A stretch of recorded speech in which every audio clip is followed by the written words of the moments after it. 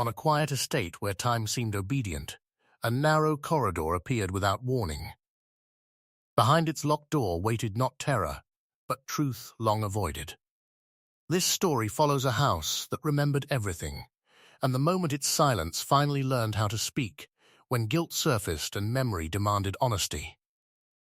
The house had stood for so long that its age was no longer counted in years, but in habits. It was known for its predictability. Every stair creaked in the same place. Every window caught the light at the same hour. Even the silence followed a routine. That was why the corridor felt wrong the moment it was seen. It was late afternoon when the discovery happened, the kind of hour where daylight loses its confidence but refuses to leave. Dust floated in the air like suspended time. The house was quiet, except for the slow ticking of a clock somewhere far away. No one was searching for anything. No one was lost. And yet the corridor appeared.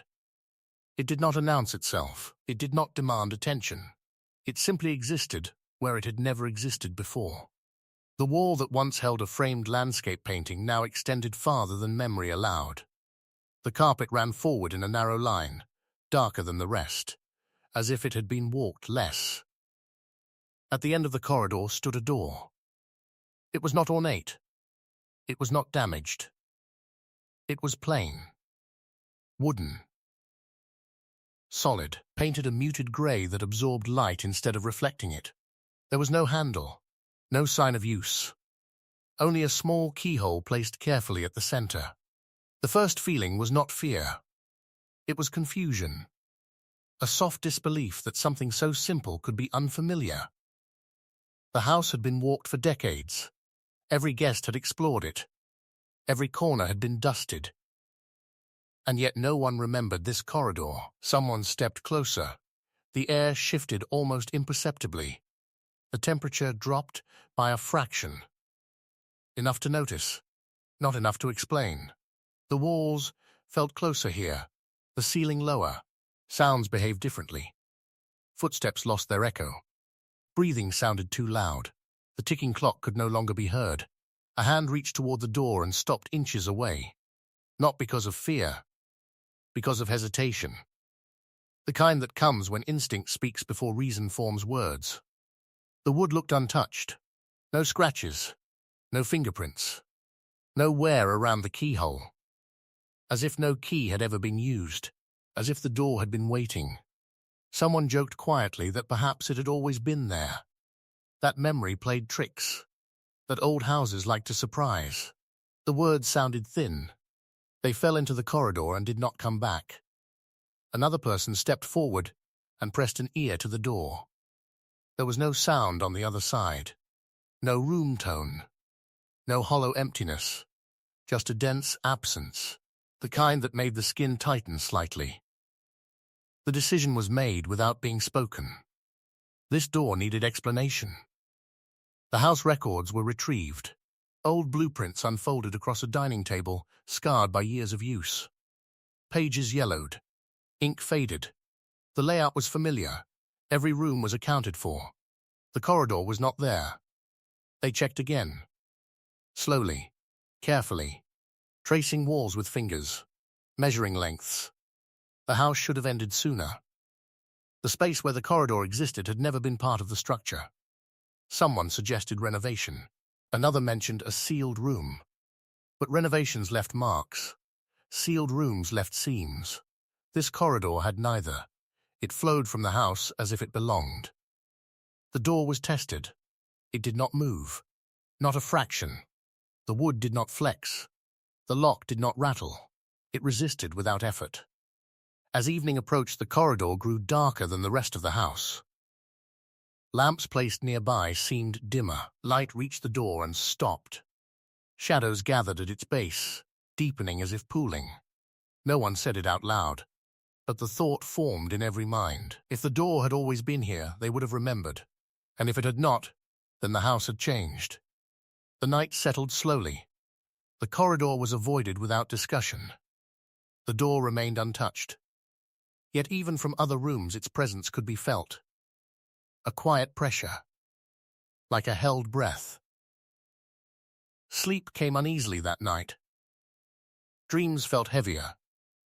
The house made unfamiliar sounds. Once or twice someone thought they heard movement from the direction of the corridor. Not footsteps. Something slower, more deliberate. Morning light revealed nothing different. The corridor remained. The door stood exactly as before. Calm. Patient. And patience, more than anything, made it unsettling. By the second day, the door had become part of the house. Without becoming accepted, people adjusted their movements to avoid it. Conversations lowered when passing near the corridor.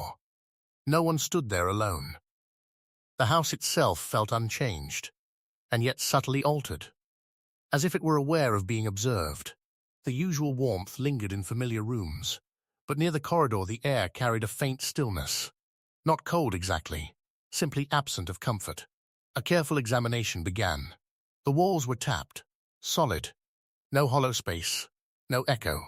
The floorboards beneath the carpet were examined from below. They revealed nothing unusual, no hidden cavity, no additional structure. The door defied logic by refusing to be remarkable. It had no markings, no dates, no craftsmanship that hinted at age. The paint was neither fresh nor cracked. It existed in a state of quiet neutrality. Someone asked the most important question far too late. Why would a door exist without a handle? The keyhole became the focus. It was clean, smooth, the metal untouched by corrosion. Light reflected faintly within it, revealing depth but no mechanism. Attempts to peer inside revealed nothing useful. The housekeeper admitted something strange. She said that while cleaning, she had always avoided that part of the wall, not because it frightened her, but because her eyes seemed to slide past it, as if the space refused attention. Others realized similar gaps, small moments of absence, times when they had passed through that part of the house without noticing the extra length. Memory felt unreliable now, and that realization unsettled them more than the door itself. A decision was made to search for keys. Drawers were opened, cabinets checked, old boxes brought down from the attic. Every key was laid out on a table. Rusted ones, bent ones, forgotten ones. None matched the shape of the keyhole. Then a small wooden box was discovered at the back of a drawer that had been opened many times before. It was plain, unmarked. Inside lay a single key. It was heavier than expected, cold to the touch. Its design was old but precise, no rust, no damage, as if preserved. No one claimed ownership. No one remembered seeing it before. The drawer it came from had been used daily. When the key was carried toward the corridor, something subtle changed. The house seemed to hold still. Sound softened. Even footsteps felt quieter. The key fit perfectly. It slid into the keyhole without resistance. No scraping. No adjustment. As though it had been made for this moment. Hands hesitated. Fingers tightened. Breath slowed. The key was turned. Nothing happened.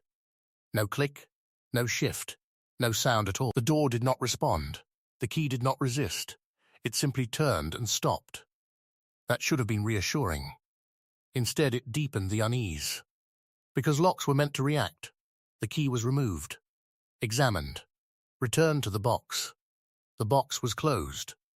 That night, the corridor was not avoided. It was watched. No one slept deeply. The house produced unfamiliar noises. The corridor absorbed sound as before. But now, something else existed.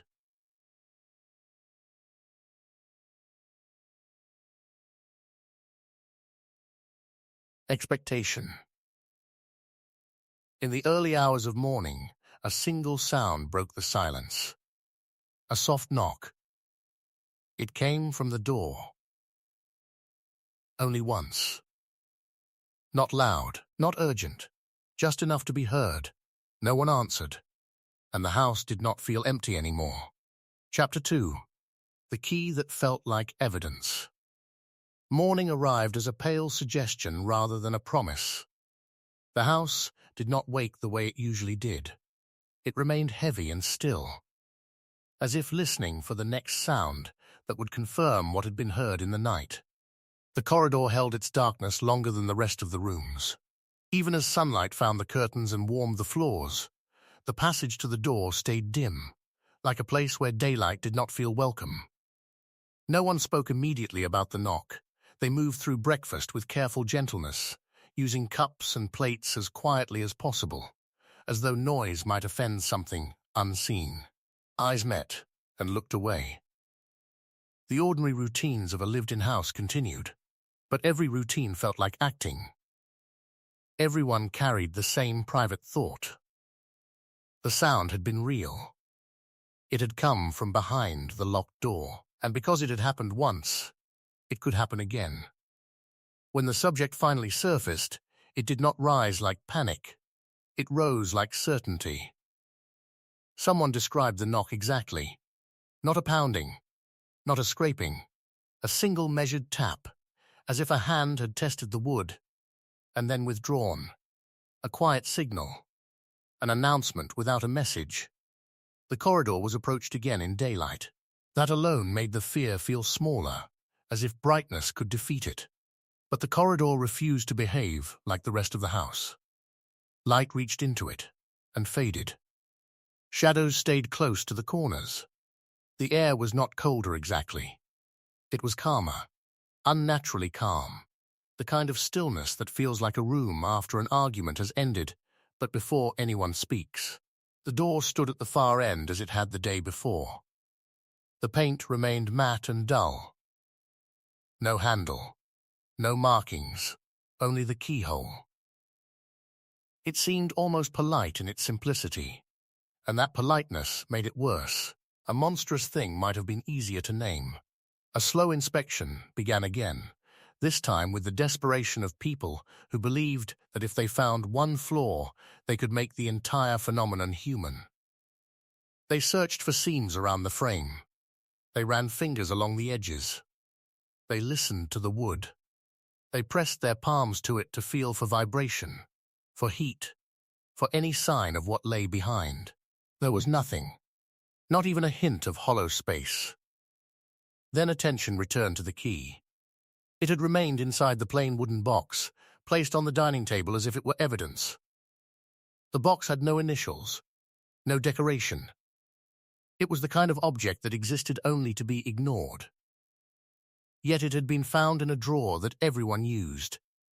That made it impossible. The mind tried to correct the problem by inventing a memory. Perhaps the box had always been there. Perhaps the key was familiar. But no image arrived.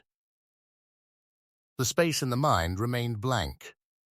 The key was taken out again, held up to the light, turned slowly. It was older in shape than modern keys, with a narrow shaft and a carefully cut pattern that suggested a lock of some complexity. The metal looked like brass, but darker, as though it had absorbed years without tarnishing. It felt colder than it should have. Cold that lingered. Cold that seemed to follow the skin even after the key was set down. Someone attempted to explain it logically. The house was old. Keys were often misplaced. Owners changed. Servants hid valuables. Children played games. Any of it could be true. Yet the key did not feel like a forgotten household object. It felt like something preserved for a purpose. And that purpose, whatever it was, led back to the door. The key was carried to the corridor again. This time, the act felt ceremonial, as if repeating it would change the result. The key slid into the keyhole with that same unnatural smoothness. It turned again, without sound. Nothing happened, but when the key was withdrawn, the corridor did not return to its previous stillness. Something had changed. It was subtle, but immediate, like the shift in a room when someone has just told a lie. The air felt slightly denser. The silence tightened. They stepped back. No one wanted to admit that they were afraid to stand too close. The rest of the day became an effort to prove that the house still obeyed normal rules. People opened windows, lit lamps, walked from room to room, touched furniture, spoke about ordinary things. Yet even in distant corners of the house, the corridor remained present. It was not a physical presence. It was a mental weight, a thought that could not be put down. By late afternoon, another detail emerged, small enough to be missed but strange enough to matter. The clocks were wrong. It began with the grandfather clock in the main hall. It had always been steady, its pendulum swinging like a calm heartbeat. Someone noticed the second hand had stopped. The pendulum hung motionless, perfectly centered, as if time had been frozen mid-breath. They checked the mechanism.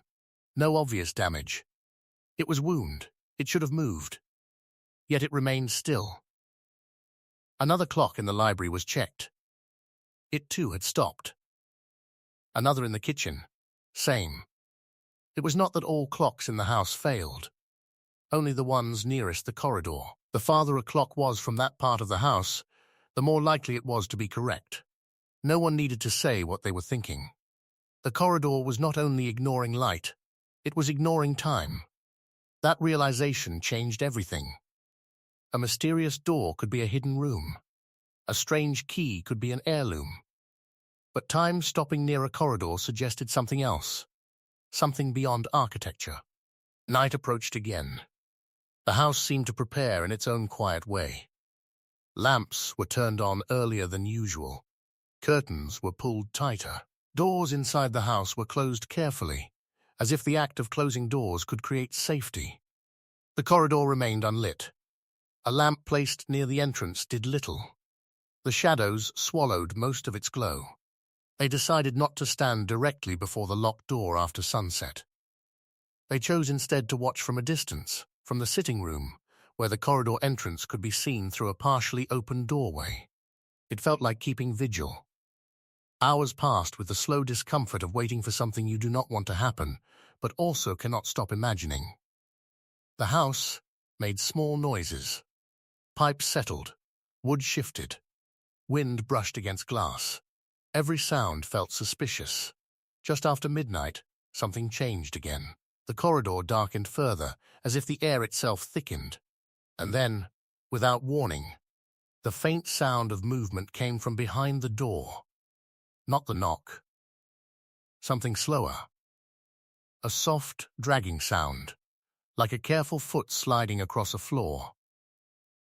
It paused, then resumed. Then paused again, as if whatever moved inside was measuring the space. No one breathed normally.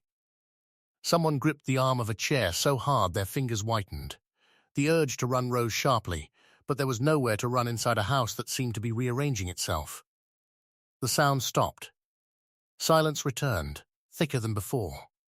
Then the single knock came again. Once. Measured. Patient. And after the knock, a whisper of sound followed. Not words. Not a voice that could be understood. Something like the faintest exhale, pressed against the wood. The corridor held that sound, as if it belonged to it. No one answered. When the sound ended, it left behind a certainty that something had tried to communicate. Something had tried to be acknowledged, and the most frightening part was that it had not sounded angry. It had sounded calm. Morning light returned, but the house did not feel relieved by it. The second knock had changed the atmosphere from curiosity into inevitability.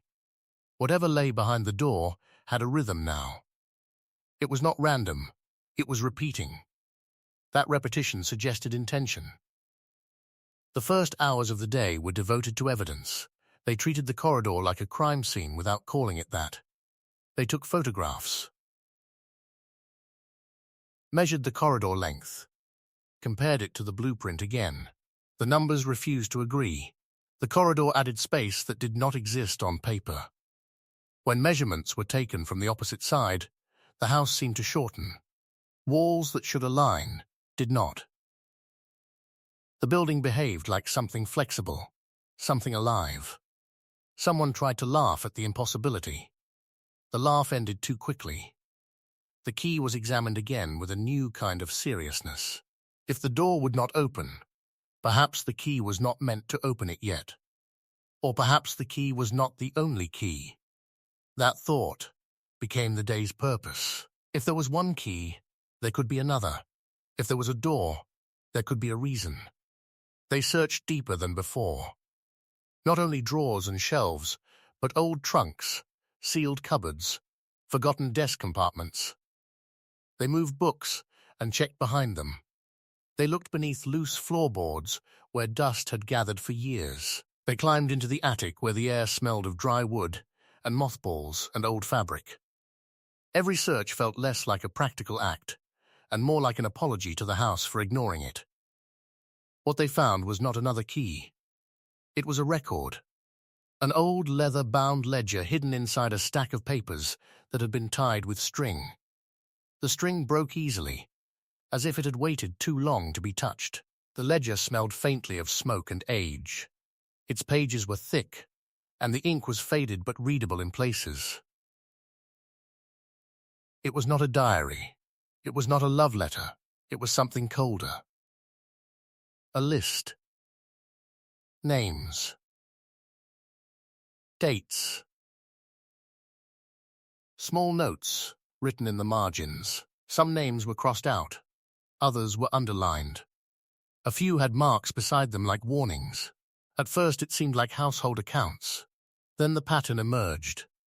Each name corresponded to someone who had once lived in the house or worked there. Some were distant relatives. Some were servants. Some were guests who had stayed a season. Besides several names were short comments. Not friendly descriptions. Not memories, more like judgments. One entry stood out because it was incomplete.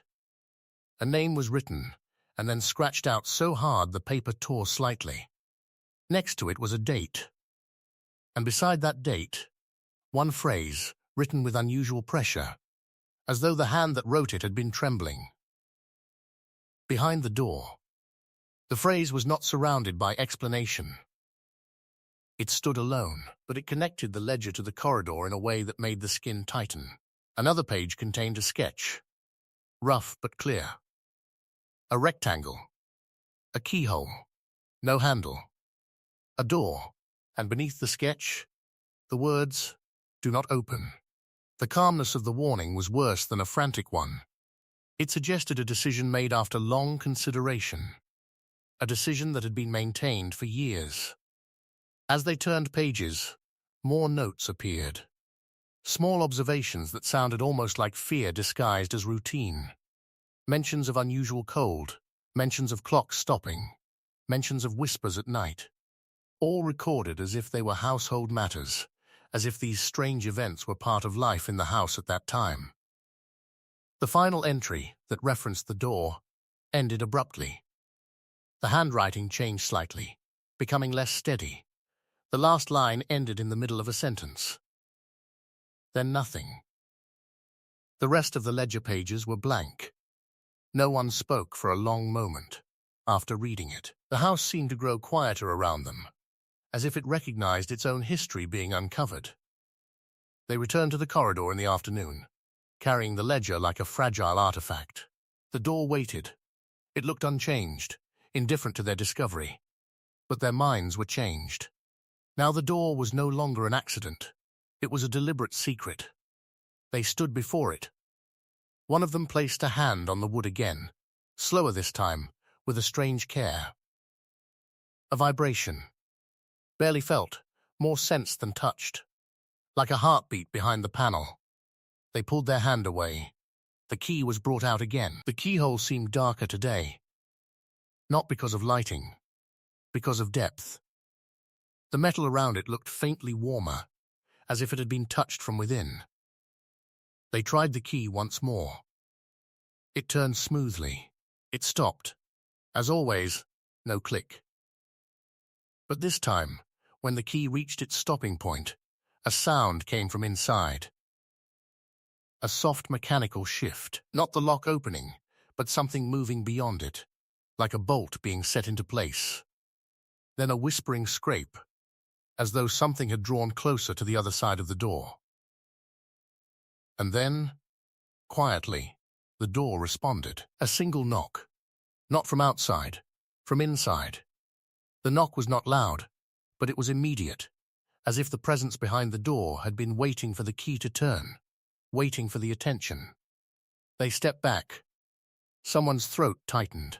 Someone else reached instinctively for the edge of the corridor wall, as if to steady themselves. A long silence followed. Then another sound came, softer than the knock, the faintest suggestion of fingers brushing wood, moving across it, searching for a handle that did not exist. The calmness of that sound made it unbearable, because it was not rage, it was not wildness. It was deliberate, patient, controlled. The house was no longer merely strange. It was engaged. That night they did not sit far away. They placed a chair near the corridor entrance. They kept the lamp on. They watched, not because they wanted answers, but because the thought of not watching felt worse. The door had become a presence, with a schedule. If they looked away, they feared what it might do. Hours passed. Midnight approached. The corridor darkened again, and then the door did something it had not done before. It breathed. Not a literal breath, not the movement of air you could see, but a slow sigh of pressure, as if something behind it had exhaled against the seam. The flame of a nearby candle flickered in response, even though no draft could be felt. Then, from behind the door, a sound like the soft turning of pages, as if someone inside was reading, as if someone inside was learning the house again. The final moment of the chapter arrived without noise. The lamp near the corridor dimmed suddenly, as if drained. The corridor became almost black. The door did not move. But in that darkness, one clear thought formed in every mind. The door was not hiding a room, it was hiding a story, and whatever was behind it was no longer content to remain locked away. Chapter 3. When time refused to move. The third morning arrived without clarity. The house did not greet it. Dawn slipped through curtains and rested on furniture that looked unchanged yet unfamiliar, as if the rooms had shifted slightly during the night and settled into new positions. Nothing obvious had moved. Nothing needed to. The feeling of difference lived deeper than objects. No one spoke of sleep. It had been uneven for everyone. Short drifting moments followed by sudden awareness. Listening. Waiting. Each person woke with the same sensation, that something had continued while they rested. Not noise, not movement, continuation. The corridor looked darker than before, even in daylight. The lamp near its entrance had been left on overnight. Its light now seemed weak, its glow swallowed almost immediately by the narrow passage. The door at the end stood unchanged, yet it carried a presence that felt closer than distance allowed. Someone suggested testing the clocks again. It was meant to be practical, a way to confirm whether the previous day's observations had been coincidence. The first clock was checked near the corridor. It had stopped again. Not overnight.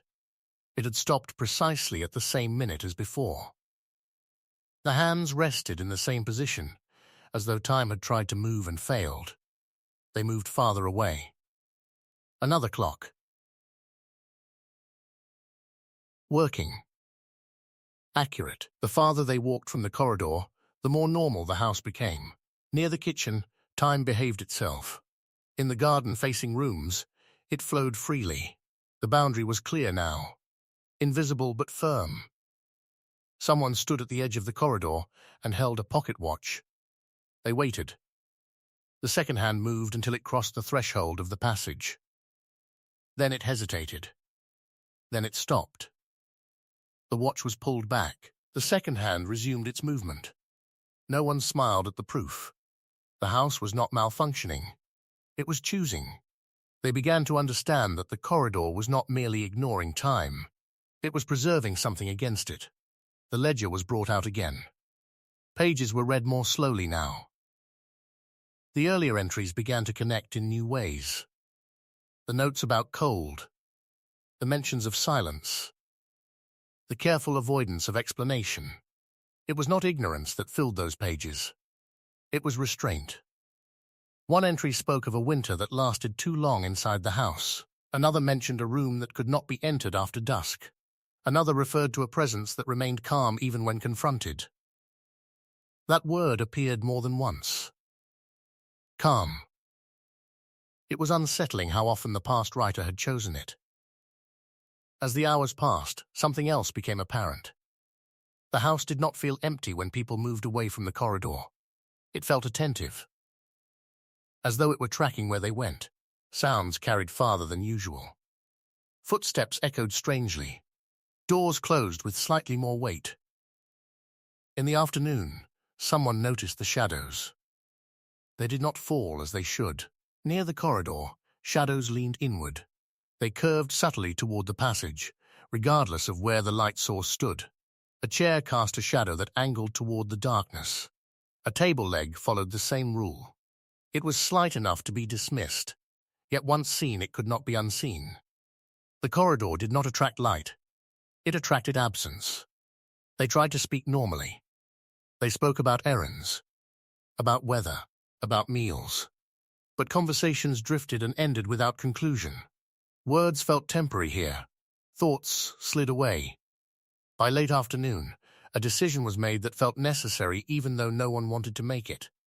Someone would stand directly before the door and wait. Not to open it. Not to speak to it. Only to be present. To see if the door reacted to attention alone. A chair was placed 3 feet from the door. Not closer, close enough to acknowledge it. Far enough to retreat. The person who sat did not feel brave. They felt resigned, as though refusing would be dishonest. The house was silent. The corridor felt narrower when occupied. The door seemed taller. Minutes passed. Nothing happened. Then the sensation arrived. A faint pressure like being watched without eyes. Not from behind, from ahead, from the wood itself. The person remained seated, breathing slowed. Hands rested on knees. The air changed, not with movement, with density. It pressed inward, subtle and even. The door did not move. The keyhole did not darken. Yet something behind the door felt nearer. Then came the sound. Not a knock, a step. A single careful footfall on the other side of the door. Not rushed, not heavy. Measured. The person did not stand. Did not run. Fear existed, but it did not spike. It settled. Cold and steady. Another step followed. Then another. Slow pacing. The steps stopped directly behind the door. Silence returned.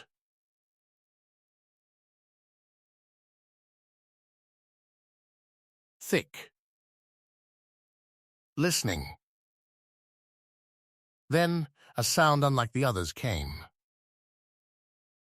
A faint click. Not metal. More organic, as though something had adjusted its posture. Leaned closer. The person felt the urge to speak and resisted it. Words felt like an invitation. After a long moment, the pressure eased. The footsteps retreated. Slowly, deliberately. The corridor returned to its previous stillness. The person stood and left the corridor without looking back. That evening, no one suggested repeating the vigil. They had learned enough to understand that the door responded to awareness, to acknowledgement. It did not need noise. It did not need touch. It noticed. Night approached again.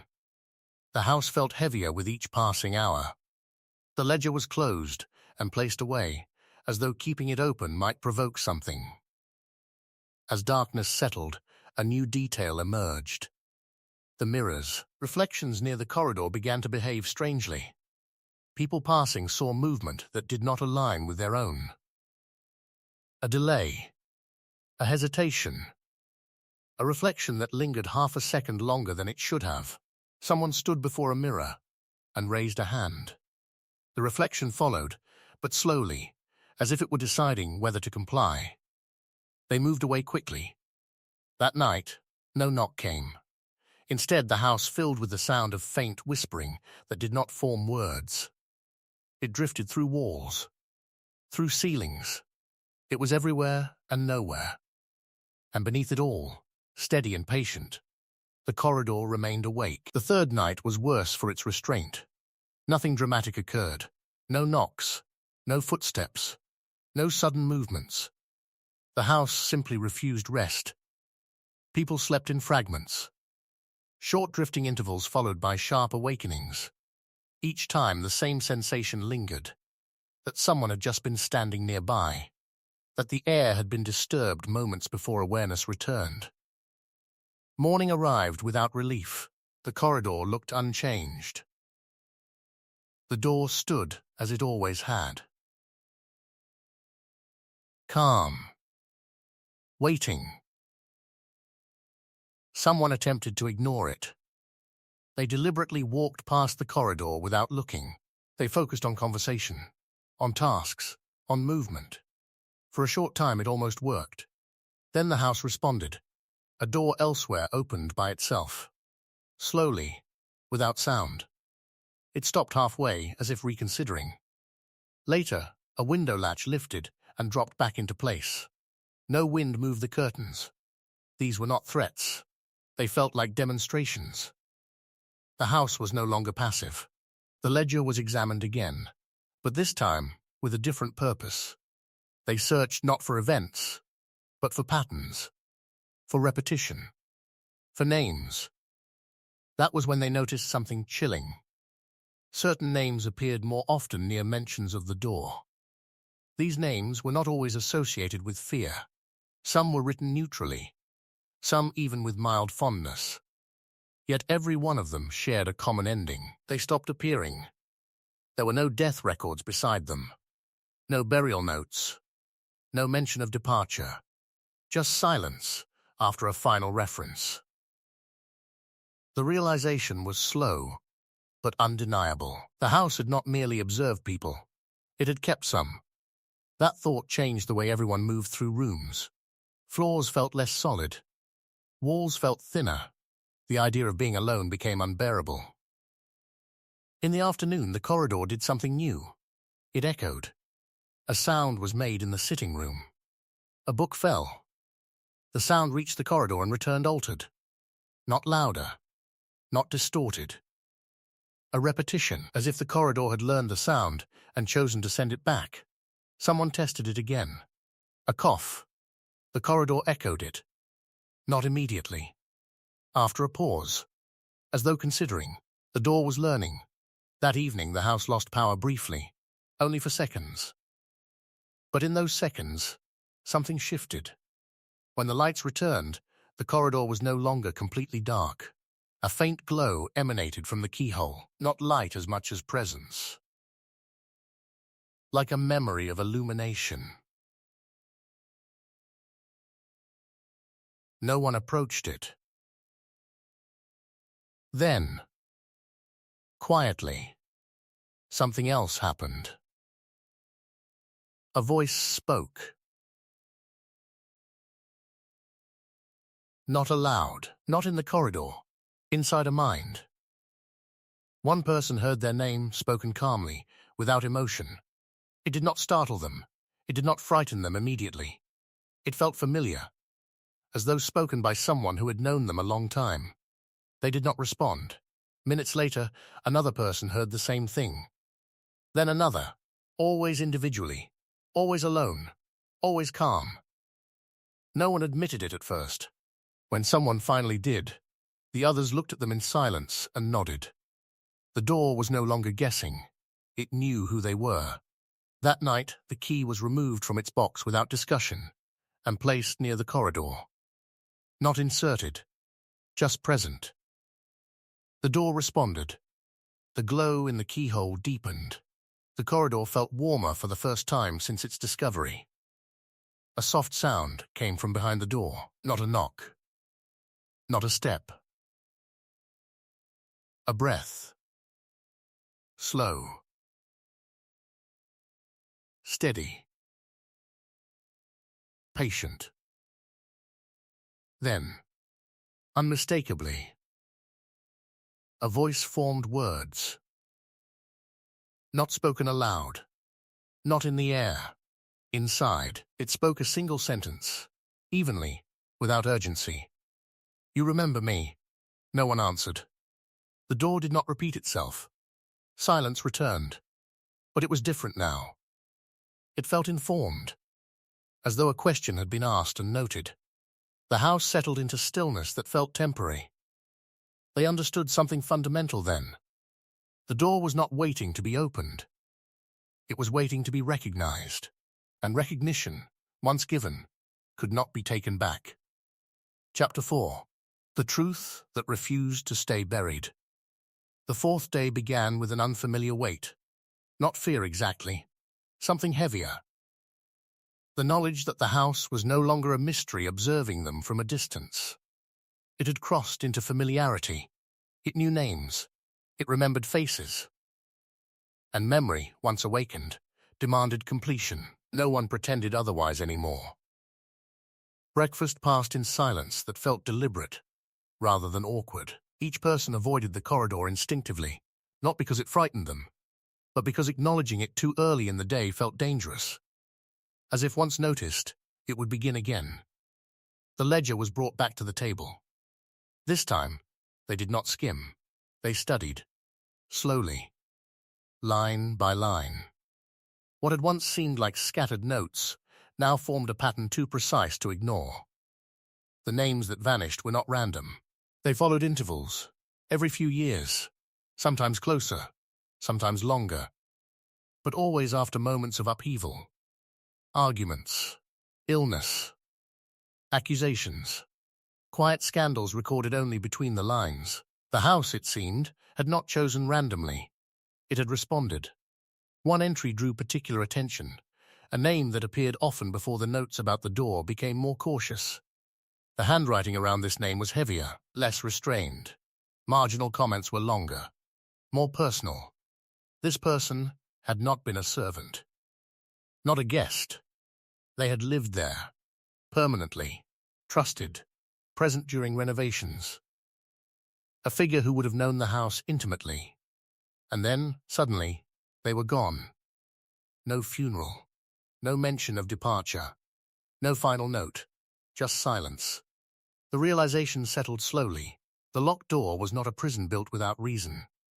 It was a solution, one chosen by someone who believed themselves justified. The question that followed was unavoidable. Who had decided to lock it? The afternoon was spent searching for anything connected to that name. Old letters, photographs, property documents. The house yielded its secrets reluctantly, but steadily, as if it had been waiting for the correct line of inquiry. In a drawer, beneath a writing desk, they found correspondence tied with faded ribbon. Letters exchanged between members of the household. Polite on the surface, sharp beneath. References to disagreements, to behavior that unsettled others, to moments that felt wrong but could not be explained. The name appeared again and again. The letters stopped abruptly. In the attic, beneath old furniture draped in sheets, they found a trunk. It was locked, but not carefully. The key lay taped beneath it, hidden poorly. Inside were clothes folded neatly, untouched by time. Personal items. A watch. A notebook. Proof of a life paused, not ended. The notebook was the most unsettling. Its entries were calm, observational. The writer described sensations others had not noticed. Changes in the house. Rooms that felt wrong. Sounds no one else acknowledged. The corridor appeared in its pages long before anyone else admitted seeing it. The writer had noticed first. They had tried to warn others. The final entries grew more urgent, though the tone remained controlled. Descriptions of being watched, of time slipping, of whispers that knew their thoughts. And finally, a single sentence written with careful precision. They will lock the door and pretend it never existed. The implication was undeniable. The door was not built to contain a monster. It was built to silence a witness. The house had chosen sides. That understanding shifted the entire narrative. The presence behind the door was no longer a vague threat. It was someone wronged, someone erased. And erasure, once resisted, became persistence. The corridor reacted that evening. As the sun lowered, the passage brightened slightly, not with light, but with definition. Its edges sharpened. The door appeared clearer, more solid, less like an anomaly, and more like a destination. The keyhole glowed faintly again. A sound came from behind the door. Not a knock, not footsteps. A voice. Not inside the mind this time. In the corridor. It spoke quietly, carefully, as though testing the air. Not a name. A memory. A description of a moment from years ago. A shared event only one person present could remember. The voice did not accuse. It recited. The effect was devastating. The person staggered back, breath caught, eyes wide. They did not deny it. They could not. The house had not invented the voice. It had remembered it. Silence followed, heavy and respectful, like the pause after a confession no one asked for. No one slept easily that night. The sense of inevitability returned stronger than before. The door was no longer waiting for recognition. It was waiting for correction. By morning, the house felt different again. Not darker, not colder, more focused. As if a decision had been made and everything else now aligned toward it. The person whose memory had been spoken did not avoid the others. They sat quietly, pale but composed. Guilt had not appeared suddenly. It had lived with them for years. The door had merely named it. They spoke before anyone asked. They admitted what had happened in careful, measured words. Not defensive, not emotional, factual. Years ago, the house had been different. Louder, more crowded. Tensions had existed long before the corridor appeared. The person behind the door had been perceptive, too perceptive. They noticed things others wanted ignored. Patterns, discrepancies, behavior that did not align. They had spoken about it. At first, they were dismissed, then avoided, then accused of imagining things. But the house responded to them. It changed subtly when they were present. Doors opened. Rooms shifted. Time behaved oddly. Fear grew. Someone proposed containment, not out of cruelty, but desperation. If the house reacted to awareness, then limiting awareness might restore normality. The corridor had appeared gradually, not suddenly. It had formed as an answer. The door was constructed while pretending it had always existed. The person was led inside under the pretense of explanation. The door was locked. And then the house became quiet again. At least, that was what they told themselves. The confession ended without apology. Not because remorse was absent, but because apology felt insufficient. The house listened. The corridor responded. For the first time since its discovery, the door shifted, not opening, settling. The sound was unmistakable. Wood adjusting. Pressure releasing. The lock responded with a faint internal movement. The key vibrated where it lay.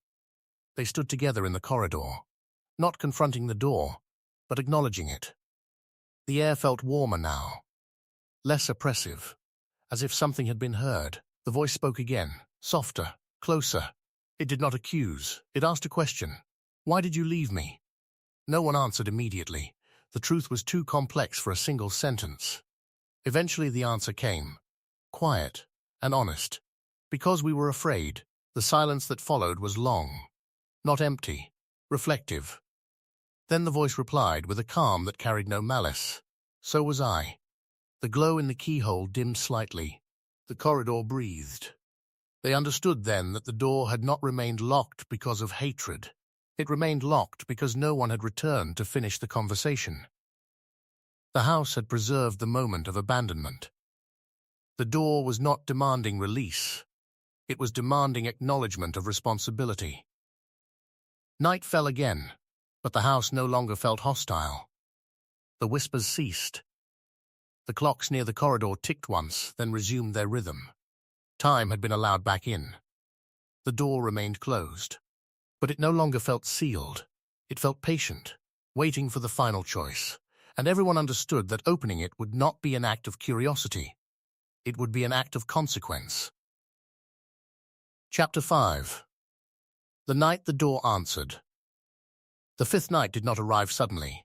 It crept in, slow and deliberate, as though the house itself were choosing the pace. Dusk lingered longer than it should have. The sky outside the windows held its color, unwilling to darken, as if even the evening hesitated to proceed. Inside, the house felt quieter than it ever had. Not the heavy silence of fear, but a deliberate stillness. A pause. No one spoke about the door during the day, not because it had lost importance, but because words felt inadequate now. The truth had been uncovered.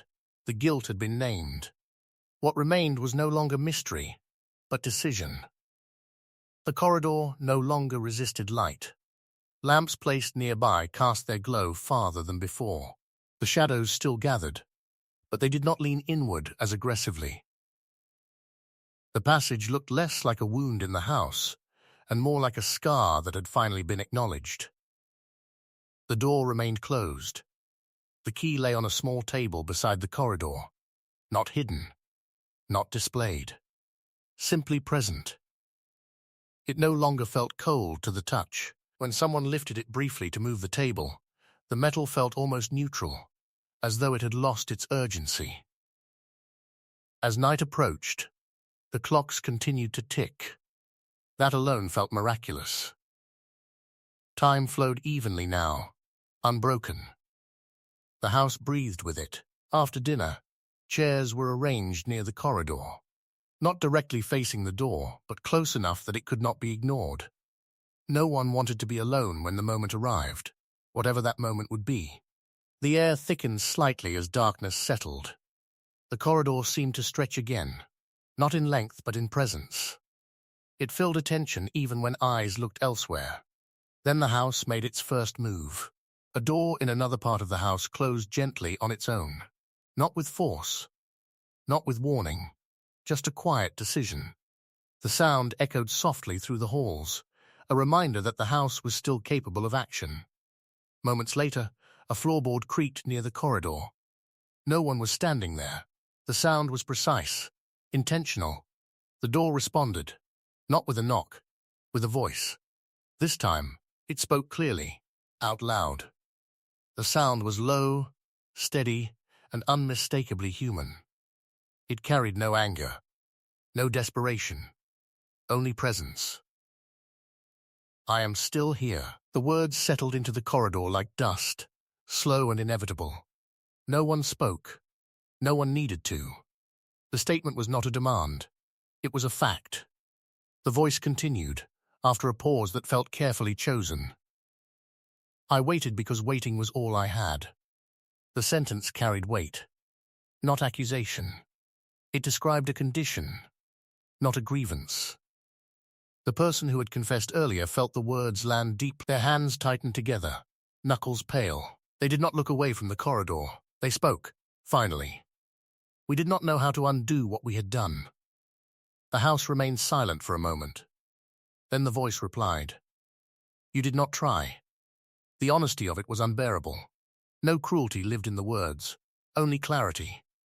The corridor seemed to draw closer, as if sound itself were pulling the space inward. The key on the table vibrated once, softly, then stilled.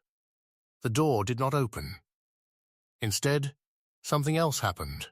The wood warmed, not with heat, but with life, as if the door were no longer just a barrier, but a boundary shared by two sides willing to speak. The voice continued, quieter now. "You locked me away because you believed silence would protect you." A pause. Did it? No one answered. The house did not press for a response. It did not need one. The question had already done its work. Another sound emerged from behind the door. Not footsteps. Not breathing. A chair moving. The scrape was slow, careful, like someone standing up after sitting for a very long time. The sound caused a sharp intake of breath among those listening. Not fear, anticipation. The door shifted slightly in its frame, just enough to be noticed. The lock did not disengage. But the door was no longer immovable. The house seemed to exhale. Outside, the wind rose briefly, then died. The night deepened. The voice spoke again. I do not want release. The words surprised everyone. I want truth to remain where it belongs. The implications settled slowly. The door was not asking to be opened. It was asking for something else. Acknowledgement had been given. Guilt had been spoken. What remained was choice. The door had answered them. Now the house waited for their reply. The hours after midnight stretched into something unfamiliar. Not dread, not urgency. Reflection. The kind that refuses to be rushed. No one slept. They sat together in the low light, listening to the house as if it were a living witness. Every sound carried meaning now. The ticking of clocks, the distant settling of wood, the occasional sigh of wind against the walls. The corridor remained calm. The door did not speak again, but its presence was steady, no longer demanding attention, simply waiting. Eventually, the conversation began, quietly, among those seated nearby. Not whispered, not concealed. Honest. They spoke of fear, of how easily fear becomes justification, how silence can feel like peace when it is only avoidance. They admitted how relief had followed the locking of the door, how the house had seemed normal again, how quickly they had accepted that normality as proof of correctness. They understood now that the house had not forgiven them. It had adapted. The voice returned when the conversation reached its most fragile point. You chose comfort over clarity. The words were not harsh. They were precise. The person responsible closed their eyes. When they spoke, their voice did not shake. We thought we were protecting the house. A pause. You were protecting yourselves. The truth landed without resistance. The corridor seemed to soften further, as if the space itself approved of honesty. The glow in the keyhole faded almost entirely now. The key lay still. They asked the question that had lingered unspoken since the ledger was found. What happens if the door stays closed? The answer came without delay. Then, I remain what you made me. The meaning was clear. Silence preserved distortion. Locking the door had not erased the truth. It had only trapped it in a form that could not change. Another question followed, quieter. And if it opens? The house seemed to consider this. The pause was longer, thoughtful. Then the voice replied, Then I become what I was meant to be. The simplicity of the answer was unsettling. It offered no reassurance, no guarantee of peace, only transformation. They understood then that opening the door was not about freeing someone. It was about allowing the truth to re-enter the world uncontained. The night deepened further. Shadows shifted. The corridor remained unchanged. Finally, someone stood. They did not approach the door yet. They stood simply to acknowledge the weight of the moment. We cannot pretend anymore. The voice responded gently. Pretending was never the problem. The implication lingered. The problem had been finality. The decision to seal, to end, to refuse continuation. They gathered closer to the corridor now, not in fear, but in resolve. The key was lifted from the table and held carefully, not rushed, not ceremonially, just held. The door did not react. The person holding the key spoke. If we open it, we do not do it to absolve ourselves. A pause. We do it to let the truth move again. The silence that followed was different from all before it. It felt complete, accepting. Then the door responded, not with words, with readiness. The lock shifted internally, not unlocking, preparing. The sound was unmistakable, something aligning, something waiting for the final turn. The voice spoke one last time that night. When the door opens, the house will change. The words carried no threat, only fact. The key was lowered again. Not yet. Not tonight. They understood that some decisions once made could not be reversed. The door would open soon. But it would open when they were prepared to live with what followed. The house seemed to accept this. As dawn approached, A faint light filtered into the corridor. The door stood silent, steady, no longer pressing, but everyone knew. The lock was no longer holding someone inside. It was holding back the future. And the moment it turned, nothing in the house would ever return to what it had been before. Chapter 6. The turning that changed the house. The sixth day began with a fragile kind of calm, not the comfortable calm of ordinary life, but the calm that comes before a final decision. The house felt quieter, yet not empty. Its silence had shifted from concealment to attention. It was listening, not hiding. Outside, the sky was pale and overcast. Light moved across the windows like a slow hand, hesitant to touch the rooms. The garden remained still. Even the birds seemed to keep their distance, as though the air carried a warning they could sense without understanding. Inside, no one moved quickly. They prepared, without ceremony, not because the moment was not important, but because ceremony would have turned it into theater. This was not a performance. It was consequence. The ledger lay closed on the table. The notebook from the attic sat beside it. The key remained where it had been left, on a small tray near the corridor entrance. It looked ordinary now, a simple piece of metal, but everyone knew that ordinary objects can become unbearable when they hold irreversible meaning. They gathered in the sitting room first, not to debate, but to ensure they would not open the door in confusion. They spoke quietly, not about the supernatural, not about fear, about responsibility, about what it meant to release a truth that had been kept still for years. The one who had confessed spoke again, more steadily now. They described the day the door was locked, not in dramatic detail, in the small factual movements that made it worse. The polite invitation, the quiet insistence, the moment of hesitation, the turning of the key, the sound of the bolt sliding, the relief that followed. They admitted the relief was the most shameful part, because relief meant they had accepted silence as peace. When the confession ended, the house seemed to settle. A gentle shift ran through the walls, like an old structure adjusting to weight. The clocks continued ticking evenly. That alone felt like permission. They stood and walked together toward the corridor. The passage did not resist them anymore. Light held longer in it. Shadows still pooled at the corners, but they were softer now, less aggressive. The air felt warmer, as if the house had released a breath it had held for years. The door waited. Up close, the wood looked slightly different than before. Not cleaner, not newer, more real. The matte paint had subtle texture. Fine hairline cracks near the edge suggested time had been at work all along, even if no one had acknowledged it. The keyhole no longer glowed. It looked normal. Dark.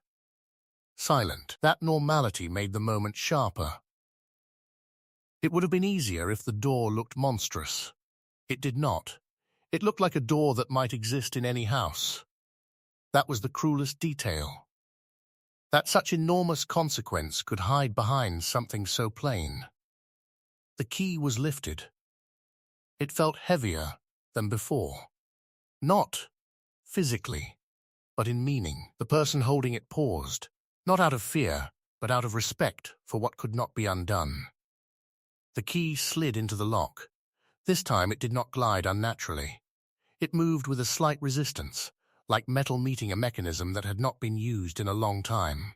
That resistance felt human, mechanical, real. A quiet click sounded from within the lock. Everyone's breath slowed. The key was turned. The lock responded with a deeper sound, a slow, heavy movement as bolts withdrew. It did not snap open. It did not fling itself wide. It released gradually, as though the door had its own caution. Then the house reacted. The temperature shifted, not a chill. A balancing. The corridor felt like it had been holding two climates apart and had finally allowed them to meet. A faint tremor passed through the floorboards. The lights did not flicker. The clocks did not stop. Time continued. The door did not open immediately. There was a pause, as if something on the other side had been waiting to feel the lock disengage before moving. Then the door moved inward by an inch. The sound of wood against frame was slow, reluctant, like an old joint easing after years of stillness. The gap revealed only darkness, not the darkness of an unlit room. A deeper absence, as if the space beyond had never been exposed to air. No one stepped forward. They waited. From inside, a soft sound came. A quiet inhale, steady and controlled, and then a voice spoke. Not from the corridor, not inside anyone's mind, but from the threshold itself. You opened it. It was not disbelief. It was recognition. The door moved another inch. The air from within was not cold. It was stale, heavy with time. It carried faint traces of old paper, old fabric, and something else difficult to name. The smell of a room that had been sealed, but also the smell of memory, the kind that clings to objects that have been forgotten. The voice spoke again. Do not rush. They did not. The door opened slowly, until it was wide enough to see the interior. It was a room, not a supernatural void, not an impossible space. A room, small, narrow, almost like a study. A single chair sat near the wall, a table, a candle holder, a shelf of books, a thin blanket folded neatly in one corner. The room looked preserved. Dust lay lightly on surfaces, but not thickly, as though time here had moved differently. The objects looked as if they had been touched recently, though no one had entered. The air carried a faint warmth near the chair, as if someone had been sitting there moments before. No one saw a person, but the presence was undeniable.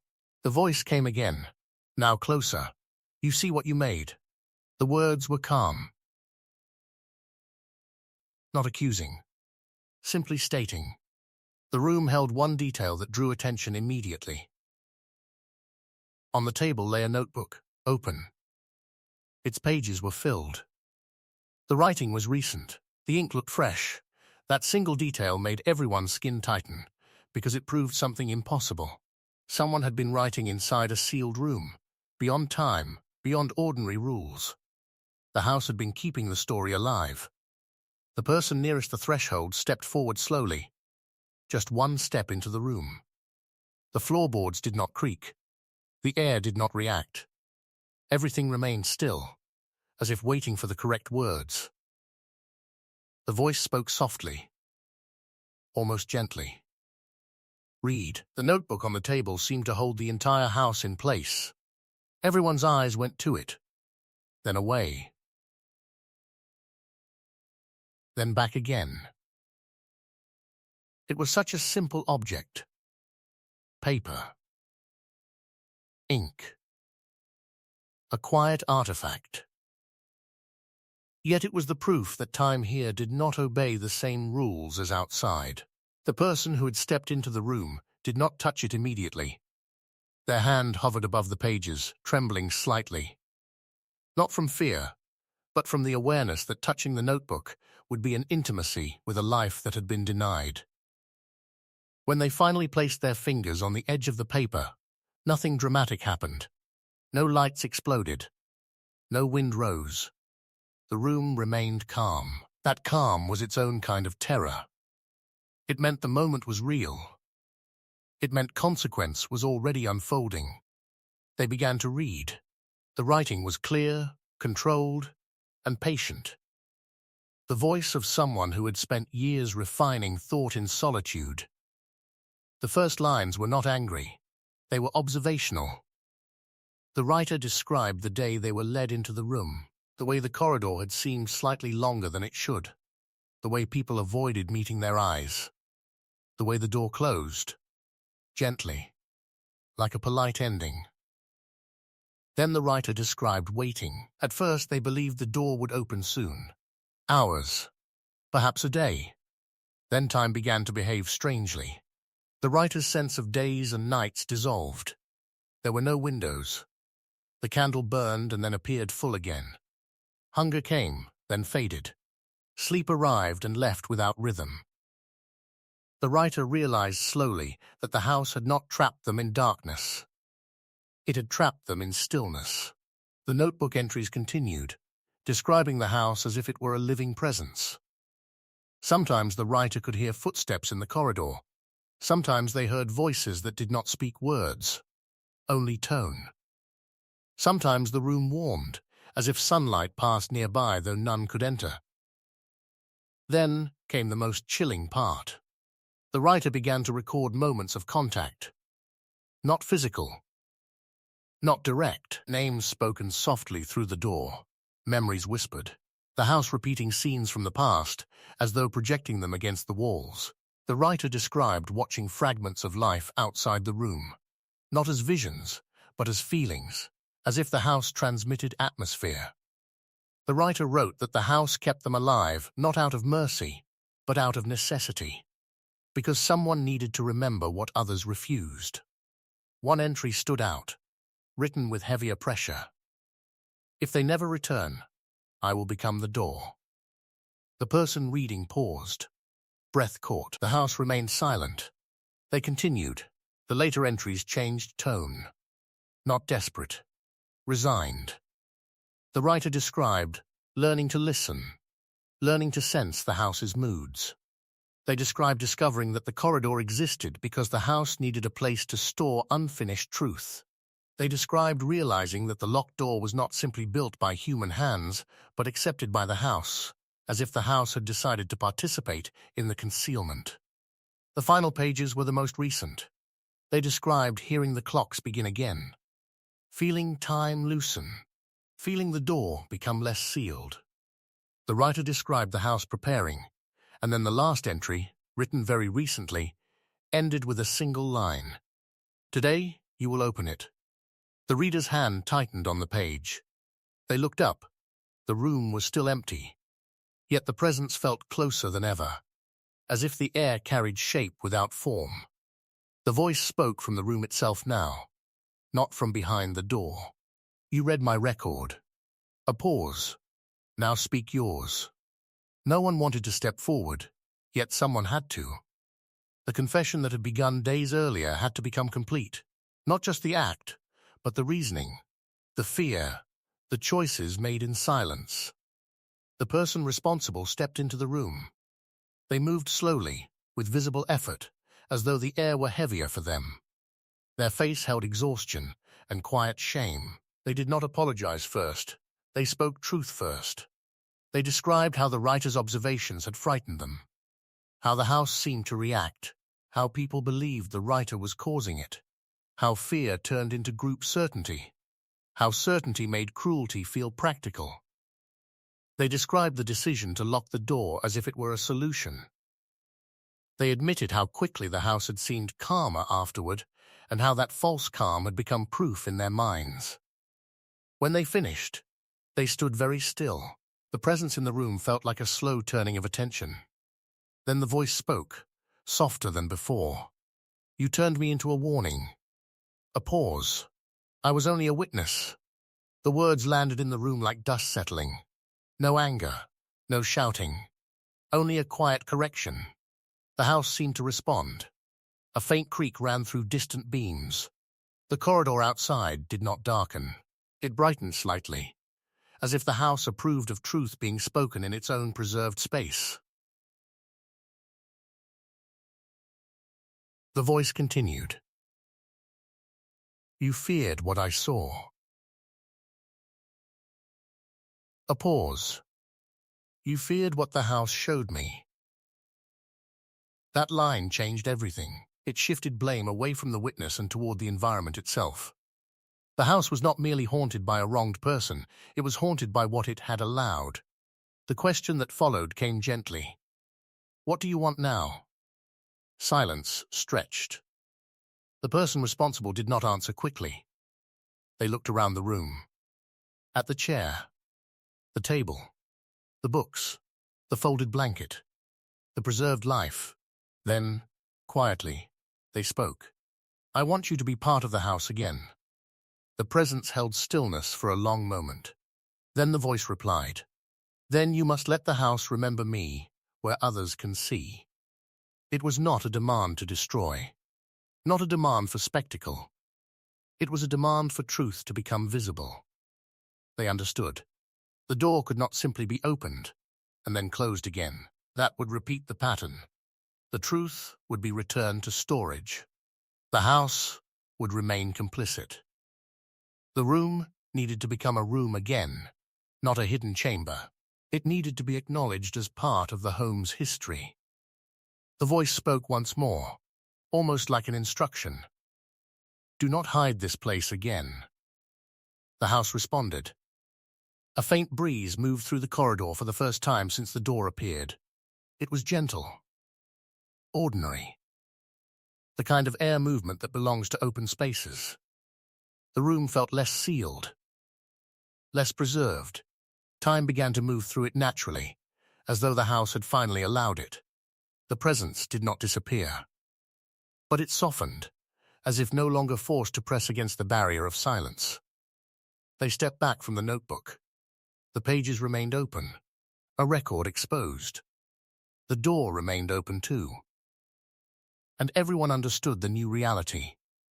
They had opened the locked door, but what they had truly opened was the story they tried to end. Now the house would carry it openly, and the calm they felt was not relief. It was the weight of living with truth. Chapter 7. After the door was open, morning arrived without ceremony. As if the house wished to appear ordinary again, light moved through windows at familiar angles. Dust settled where it always had. The clocks kept time, without hesitation. If someone had entered the house without knowing its history, they would have seen nothing unusual. But nothing was the same. The corridor no longer felt separate. It was simply another passage now, one that connected rooms instead of dividing them. The air there matched the rest of the house. Sound behaved normally. Footsteps echoed the way they should.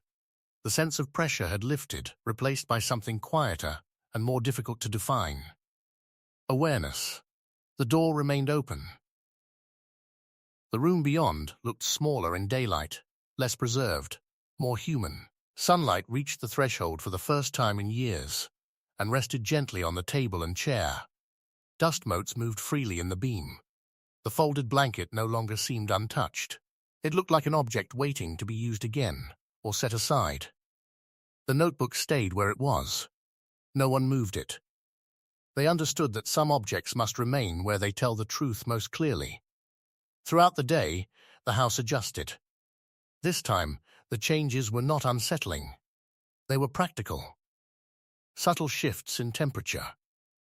Sounds returning to expected patterns.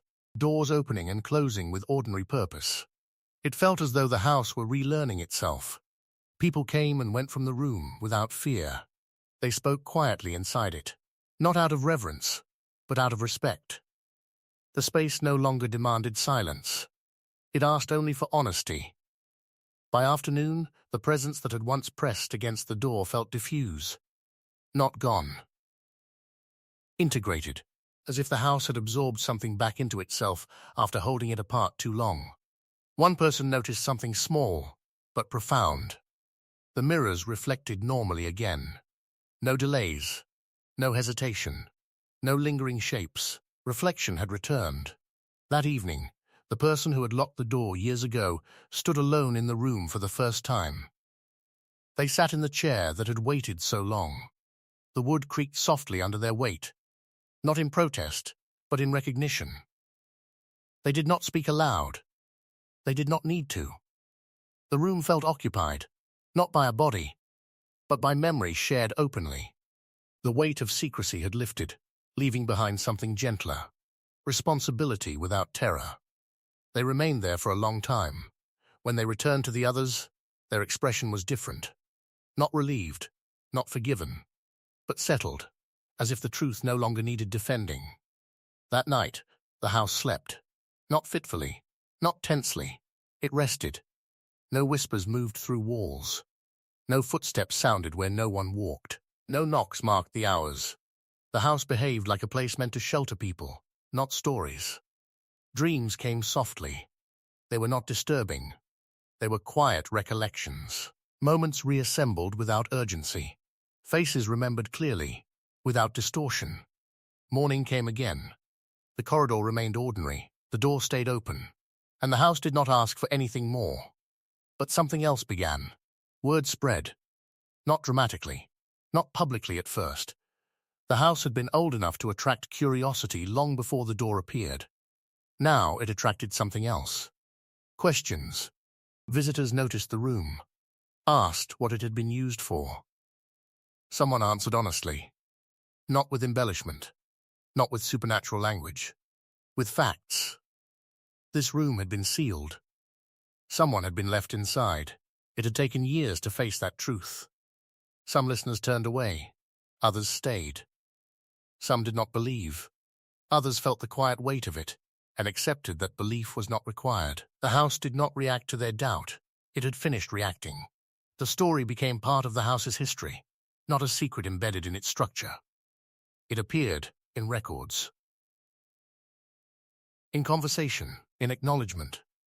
And with each telling, the room felt less like a wound and more like a scar that had healed cleanly. The presence remained faint, but present. Not pressing, not demanding, like a breath remembered after it has left the lungs. Sometimes, late at night, someone thought they sensed movement in the room. Not footsteps, not sound, just the idea that the space was no longer empty. That was enough. What remains when silence ends? Time passed. Not dramatically, not in leaps. It passed the way time does when nothing is being held back. Days followed nights. Seasons shifted. The house adapted to weather and used like any other living structure. The room behind the door became a study. Not immediately. Not with intention. Gradually.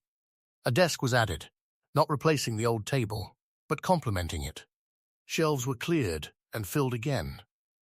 The notebook remained visible, never hidden, never removed. It became a quiet reminder rather than a spectacle. People worked there, read there, thought there. The space did not resist new purpose.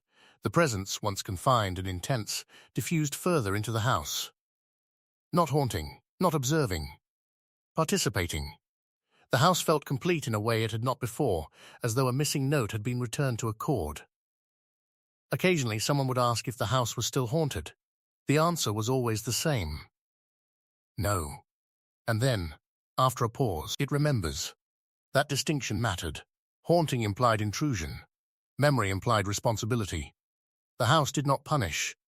It did not warn. It did not intervene. It existed with its history visible, and that visibility was enough. The person who had once chosen the lock lived differently now. Quieter, more deliberate.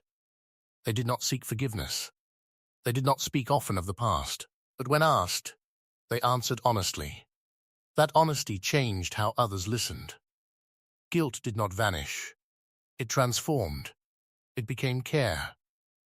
They tended the house carefully, maintained it without erasing its age, preserved not just the structure but the story. They understood now that preservation without truth was another form of concealment. The final change came quietly, almost unnoticed. One evening, someone realized the key was gone. Not missing, no panic followed. They searched briefly, then stopped. The lock no longer needed it. The door remained open without effort. The mechanism had settled into place, as though it recognized its purpose was complete. The key had been part of a chapter that had ended. No one found it again. Years later, when new people walked the corridor, they felt nothing unusual. The passage was narrow, ordinary.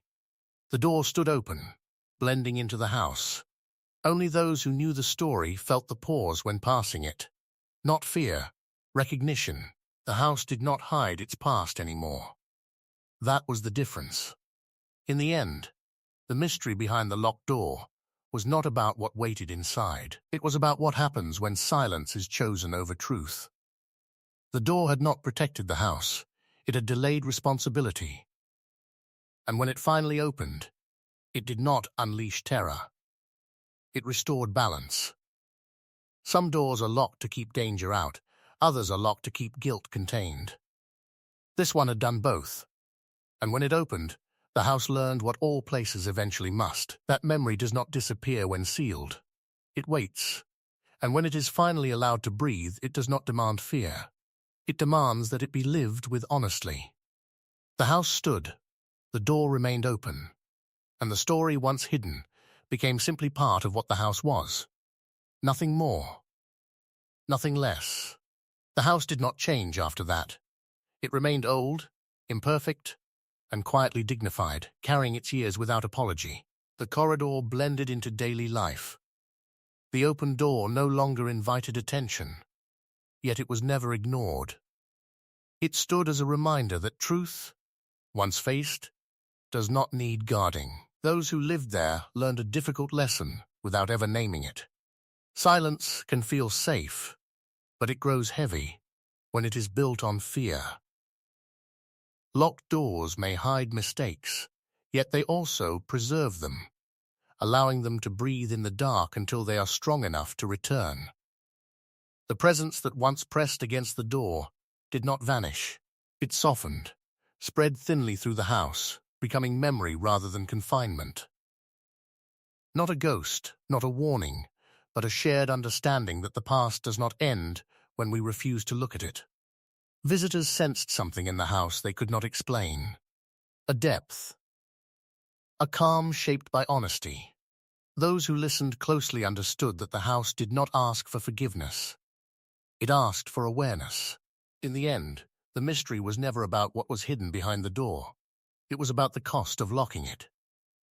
And once opened, the house finally learned to rest.